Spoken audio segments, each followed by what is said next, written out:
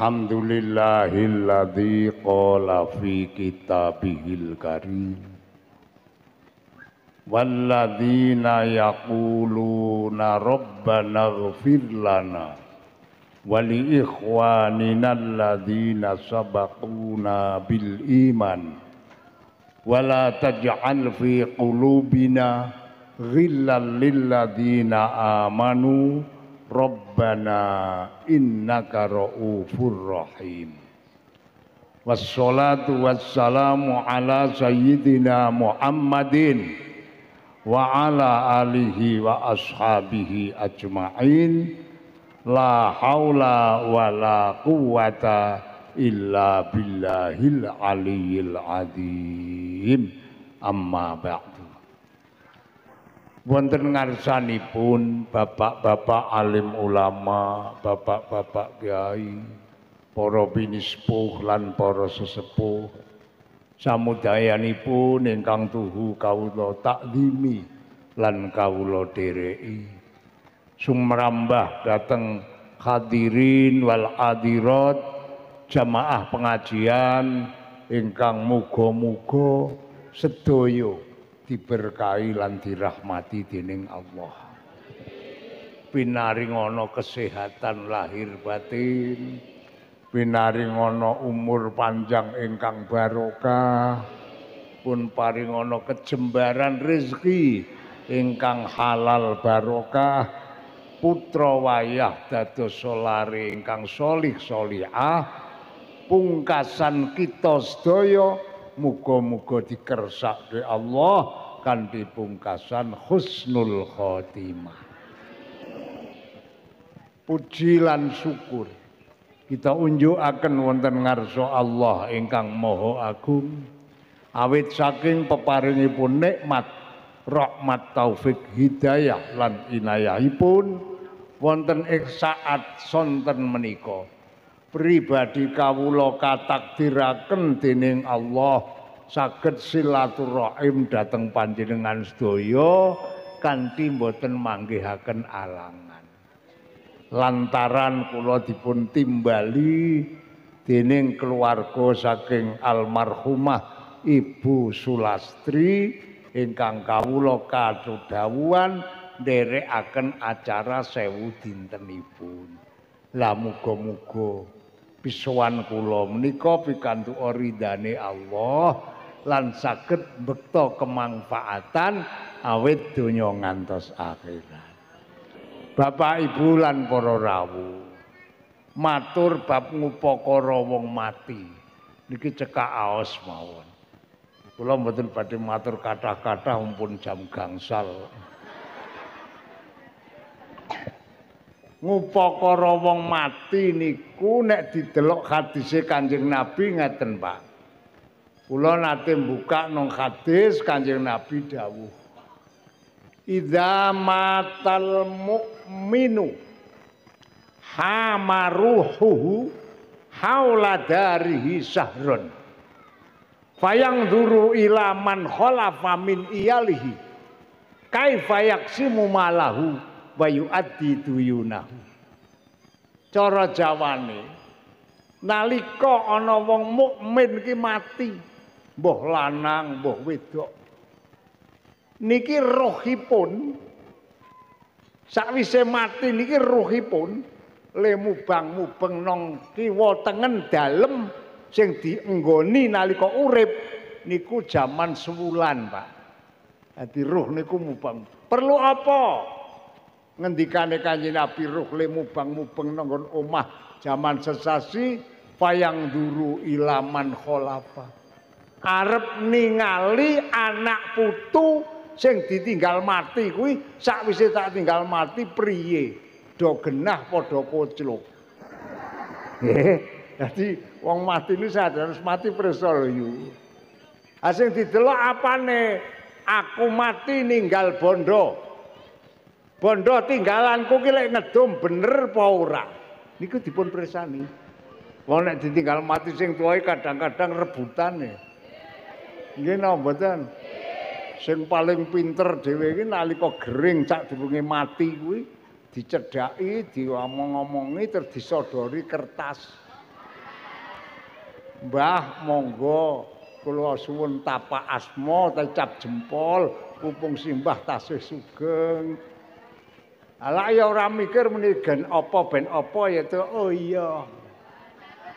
Jebulane nang kono kuwi surat sing ditulis nang kono kuwi unine sesuk nek aku mati sawah kidul desa sawah kulon desa sawah wetan desa lor desa kowe kabeh edan kok ngene. Ah niki wong mati niku wau ruwen nggelok sing kok ngono. Wayang duru ilaman kholafa. Sing nomor loro didelok meneh aku jaman uripe sadurunge mati ki ndek utang. Ana kalane utang karo Allah mergo aku nalika lara ninggal salat. Ana kalane utang karo menungso nalika aku sadurunge lara ndek utang karo si fulan semene. Iki utangku maring Allah, utangku karo padha-padha, iki karo anak putu do disauri apa ora. Iki sing sedo ngerti kan. Aja kok duwe penemu. Tenang, bapak simbok mati. Wis ora ana sing ngaru biru. Ndasmu njeblok. Dadi sing sedo niku preso.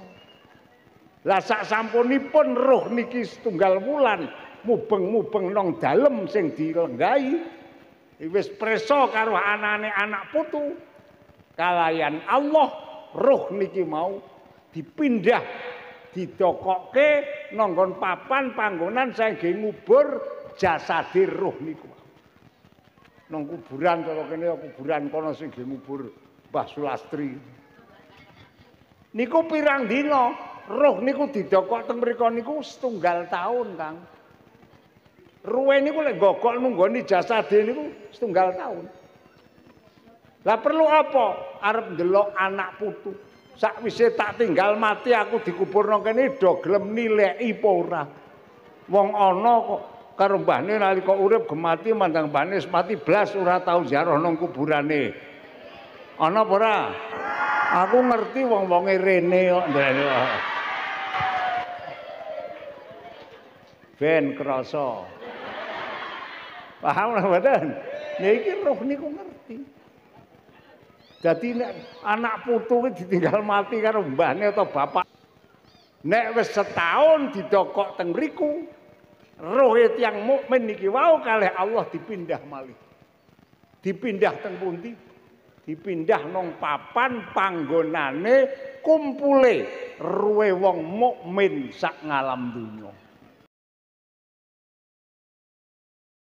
Kanipun Imam Abu Hurairah ruwe wong mukmin iki dikumpulke nang telehe manuk sing manuk iku rupane ijo uripe manuk niku nang swarga.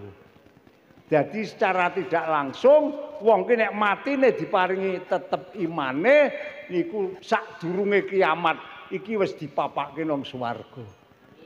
Mula awake dhewe ki do penuwun karo Gusti Allah. Sesuk kapan-kapan ditimbali paringono mati sing husnul paham napa mboten? Wis iki dieling-eling lho yu.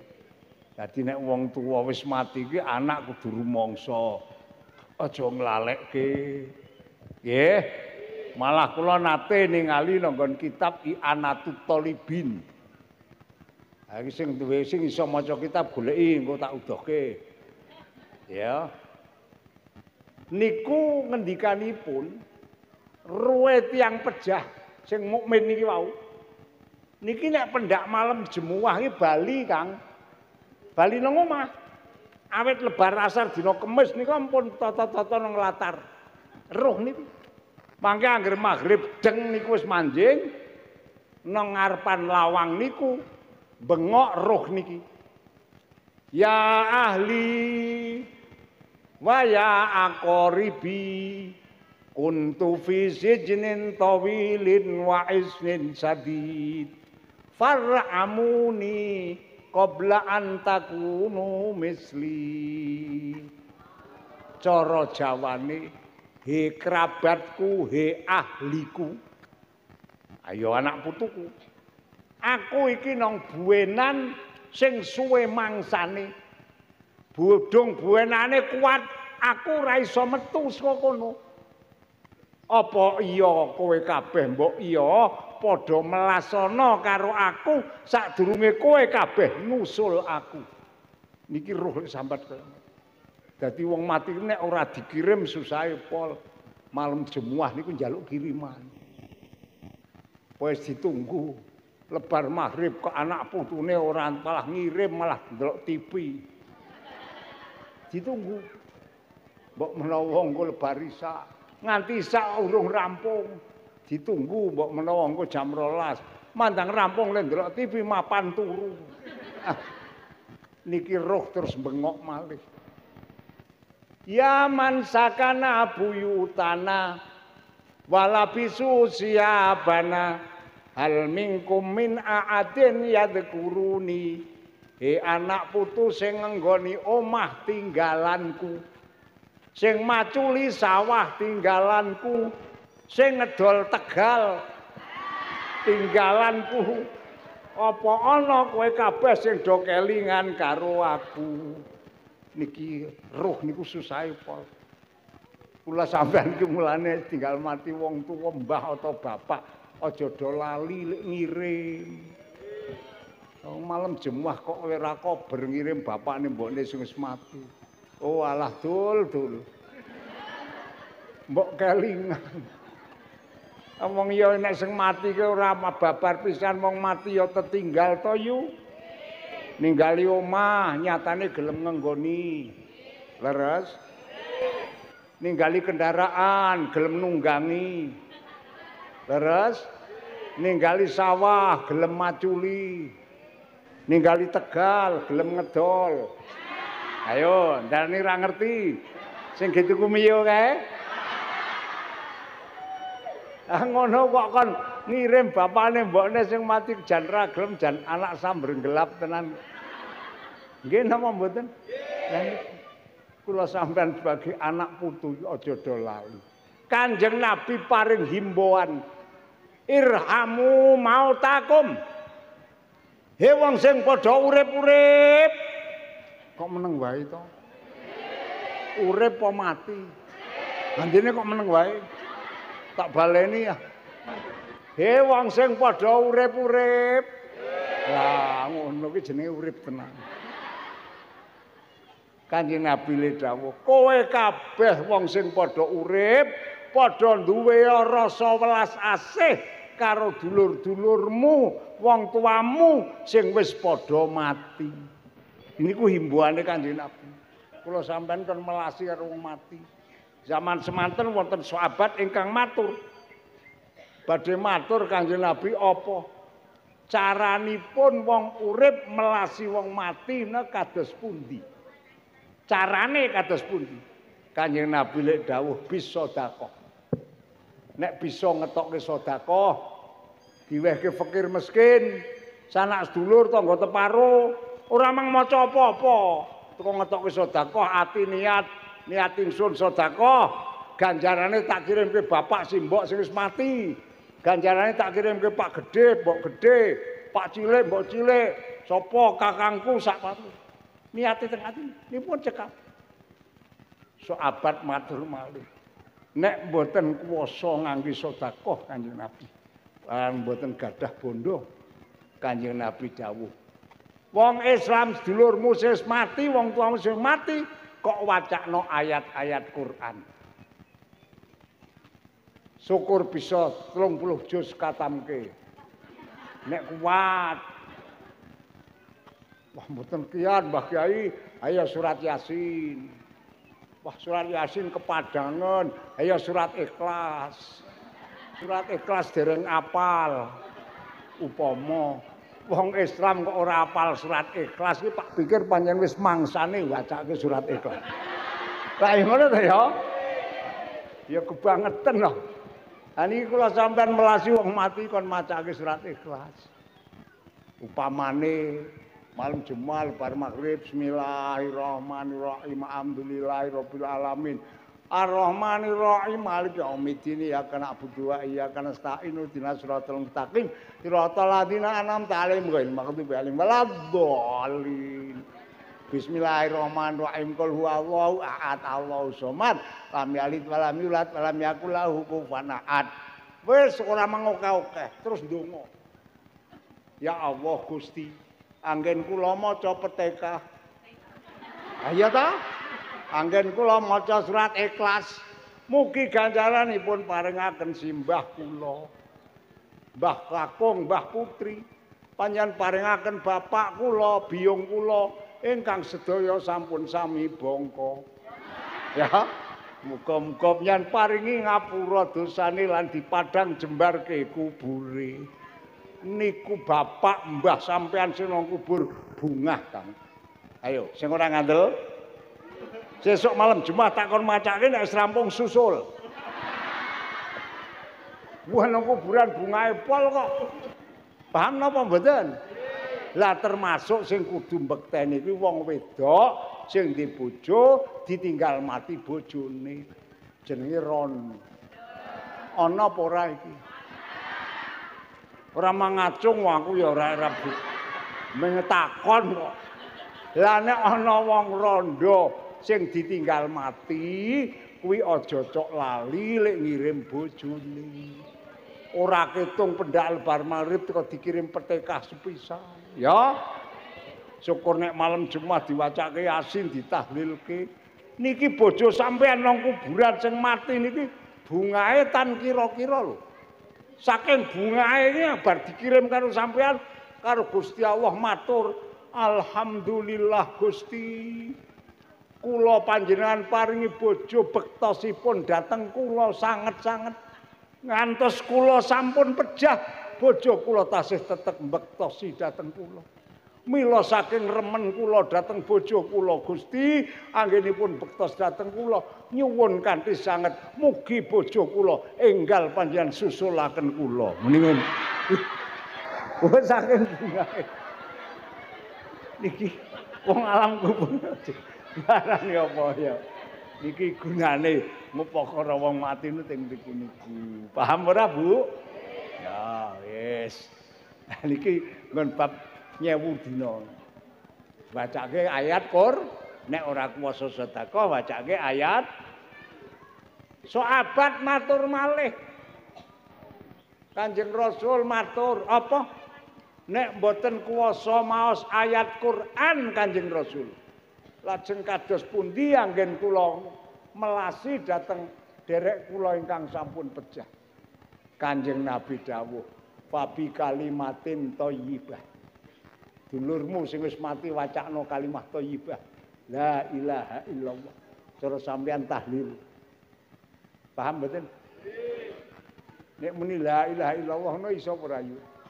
Ayo teko maca la ilaha illallah, la ilaha illallah ping 10, ping 100. Donga ya Allah Gusti anggen kula maca kalimat thayyibah ganjarane pian paringaken dhateng sapa sing dituju. Paham ya? Sahabat niki matur malih. Nek mboten kuwasa maos kalimat thayyibah Kanjeng Nabi. Tak pikir kok jan ngeyel. Jal aku njaluk upakatan karo wong wedok-wedok. Nalika krungu sahabat matur aku ya mikir, sahabat kok ngeyel temen. Nek cara penemune sampean ndak ya ana wong Islam kok ora iso maca la ilaha illallah ki kira-kira ana apa ora? Ora ana to? Ora ana. Ini kok diusulke niki karo sahabat. Mandang tak angen-angen dawa jebulane sahabat iki cerdas. Ana kok wong Islam iku ora iso maca la ilaha illallah. Napa nggih habisu kok? Wah, sahabat iki cerdas tenan. Ayo, anak bisu ora iso maca la ilaha illallah. Mula diusulke karo sahabat. Akhire Kanjeng Nabi ngendika, nek ora kuwasa maca la ilaha illallah. Wong tuamu dulurmu Islam sing wis mati kok jalukno ngapura dosane maring Allah. Ya men teka cara Jawa ya Allah Gusti. Mugi panjenengan paring pangapura dhateng sedaya dosa kula lan dosanipun bapak biyung kula ingkang sampun seda lan dosanipun sederek-sederek kula sedaya ingkang sampun seda. Nek ngono kuwi ndak ra iso. Anak ngono ra iso pancen samur gelap. Gelem matuli sawahe kok ora gelem. Ya, jenenge anak ora patek genah iku. Niki ngendikanipun Kanjeng Nabi. Dados kula panjenengan menika khususnya nek malam Jumat aja do lali. Ledho mbekteni ngirim karo tiyang sepuh-sepuhipun karo sederek-sederekipun sing wis padha Kanjeng Nabi mila dawuh mal yarham la yurham. Sapa wong wektu urip ngene iki ora gelem melasi wong mati, kon tahlilan ora tau mangkat, jak yasinan ora tau mangkat, ya wong Islam ning ora gelem melasi karo wong mati titeni. Sok nek dhek modar ora bakal diwelasi karo wong sing urip. Ora ngandel terusno. Lho niki ngendikane Kanjeng Nabi, "Mala yarham la yurham." Wong ki anggere gek urip ora gelem melasi karo wong mati, sok dhek nek mati, wong urip-urip ora gelem melasi. Lah mila kita daya dituntun karo Kanjeng Nabi, ijeh urip ki kon padha melasi karo wong sing padha mati. Nek kula sampean wektu urip ki do gelem melasi wong mati, besok nek kula sampean mati, tiang-tiang ingkang tasih urip iki arep do melasi dhateng kula panjenengan. Allahumma wis paham ya Bu? Dieling-eling nggih. Lah ya kabeh do arek sowan to. Kira-kira kapan ya Mbak Gede? Ya semeniki kabeh calon sowan kabeh ning ora bareng. Nek aku namatke kae Mbak Gede kae insyaallah kae sok jemuah. Ya. Ayo ora bareng kok. Wong mati ku ora kudu wong tuwa dhisik, wong nom mati ya patut. Bocah cilik mati ya wong pati kagungane Gusti. Sampeyan lah ya wis cok ikrar to nek salat kae. Angger wis muni Allahu Akbar kae lak njur muni inna sholati wa nusuki wa mahyaya wa mama. Dadi urip mati kula sampeyan nang ngersane Allah. Aja kementhus kowe nek urip. Wah angger kementhus wis ditekek karo Gusti Amudar cocotmu. Ngene Den. Ya kula monggo awake dhewe bareng-bareng mumpung isih dadi paringi urip, muga-muga do bisa nindakake ibadah sak derajat sak pangkate, diparingi slamet donyane tekan akhirate. Lan ingkang terakhir kula namung nderek memuji ndedonga mugi-mugi Ibu Sulastri ingkang dipun pengeti 1000 dinten saking wafatipun menika muga-muga karo Allah diparingono padang jembar kubure. Diterima sedaya amal baguse, dilebur sedaya dosa lan lepate. Kula panjenengan sing do melu ndongaake muga-muga diparingi berkah Allah. Sok sak mangsa-mangsa mati kabeh paringono husnul khotimah. Allahumma pun ngaten mawon Pak Bu, anggen kula matur. Kula nu mau jane rencana mangkat sing nggih pun lebar luhur. Wong Selasa niki ngaji, terus lebar ngaji saka masjid bali nang pondok sik ngopeni meri, wong kula niki digadoi meri. Ana meri lanang, ana meri wedok, iki tak openi, bab nek ora dopeni ndak kuntingen ya. Karep ngopeni meri niku ndilalah, masyaallah. Wis arek mangkat niki niku. Kerawuhan tamu niku rombongan genten-genten wonten ingkang saking Tangerang Jawa Barat niku tembe mawon pun disusul malih saking Pati Kudus, terus disusul malih saking Purworejo, disusul malih saking Solo 3, disusul malih saking daerah niki pundi kulon Magelang niki. Kula niku arek ninggal ya piye nek tak tinggal lunga wong ditekani kok lunga ki ya kementhus. Tak tunggu-tunggu tamu niku lek bubar nganti 2:30, Pak. Kula dadi mangkat saka omah niku nembe saged niku medal saya jero 2:30.